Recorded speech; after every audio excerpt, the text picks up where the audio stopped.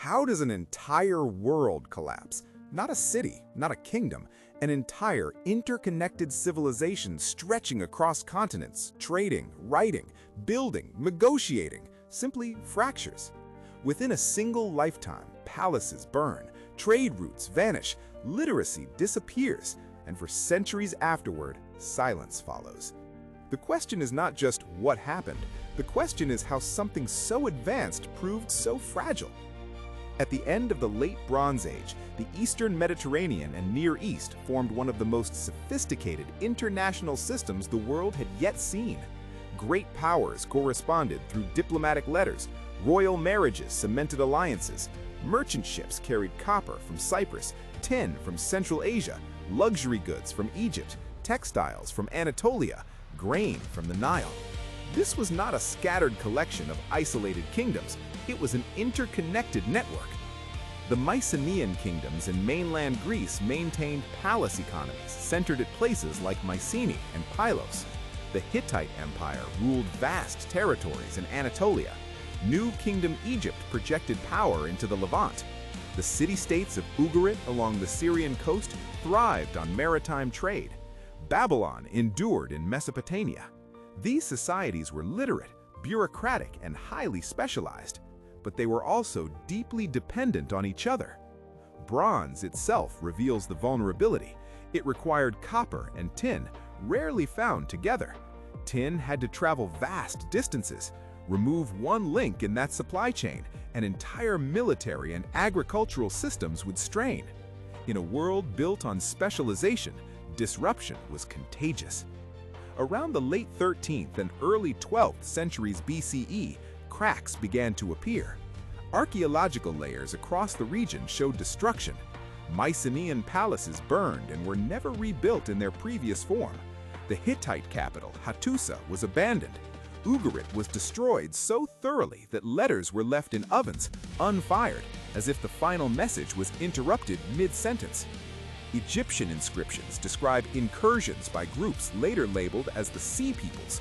Trade networks that had endured for centuries fragmented. For a long time, explanations searched for a single cause: invasions, migratory raiders sweeping across the Mediterranean. Dramatic images of collapse appealed to narrative simplicity, but evidence resists simplicity. There is no single invading empire replacing the old order, no unified conquering force. Instead, we see simultaneous strain across multiple systems. Climate records derived from pollen analysis and sediment cores suggest episodes of prolonged drought during this period. Reduced rainfall would have affected agricultural output, especially in already marginal regions. Famine weakens states. It destabilizes internal politics. It forces migration. Earthquake activity along tectonic fault lines may have damaged key urban centers.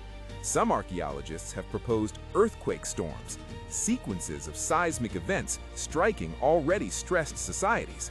While debated, geological vulnerability was certainly real. Internal rebellions likely played a role. Palace-centered economies concentrated wealth and authority. When distribution systems faltered, loyalty faltered with them.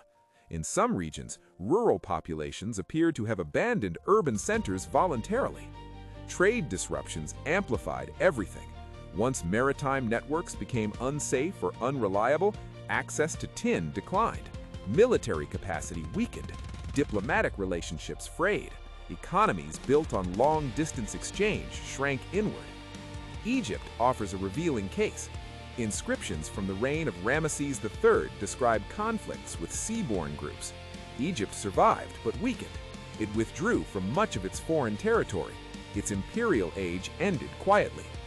In Greece, the collapse of Mycenaean palatial centers marked the beginning of what later historians called a Dark Age. Writing systems such as Linear B disappeared for centuries. Population declined. Monumental architecture ceased. The Hittite Empire did not gradually reform. It fragmented into smaller Neo-Hittite states. The integrated imperial structure was gone. What makes this collapse remarkable is its scale and synchronicity. It was not simply that one empire fell, it was that the network itself dissolved. Modern historians increasingly describe this event as a systems collapse, a complex society, deeply interconnected, facing simultaneous stresses: environmental stress, resource scarcity, migration pressures, political instability, and trade disruption. Each factor alone might have been survivable. Together, they overwhelmed resilience. Complexity can generate strength. It can also generate brittleness. When societies depend on long supply chains, centralized administration, and international coordination, they become efficient, but efficiency reduces redundancy. Remove redundancy, and shocks travel faster. Archaeology shows adaptation as well. New cultures emerged from the aftermath. The Phoenicians expanded maritime trade in new forms. Iron technology gradually replaced bronze, altering resource dependencies. The early Israelites formed distinct communities in the Levant. Eventually, classical Greek civilization would rise from post-collapse transformations. Collapse was not extinction, it was restructuring. But for those who lived through it, the experience would not have felt transitional. It would have felt catastrophic. Cities destroyed, literacy lost, diplomatic order erased, generations growing up without memory of the previous international world. The Bronze Age collapse challenges a comforting assumption that progress is linear, that complexity ensures permanence.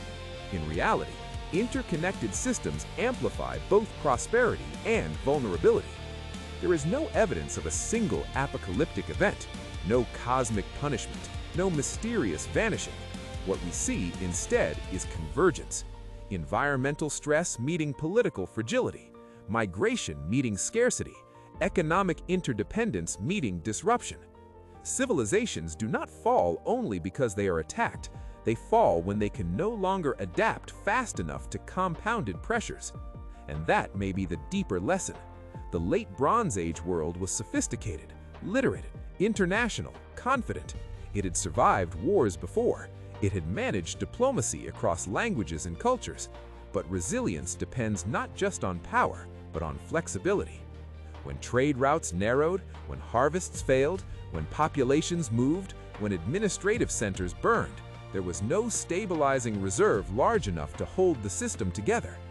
History did not end, it reorganized. But for centuries, the memory of that earlier interconnected world faded. The Bronze Age collapse is not merely an ancient mystery. It is a study in complexity, a reminder that civilizations are networks of trust, resources, climate, and communication.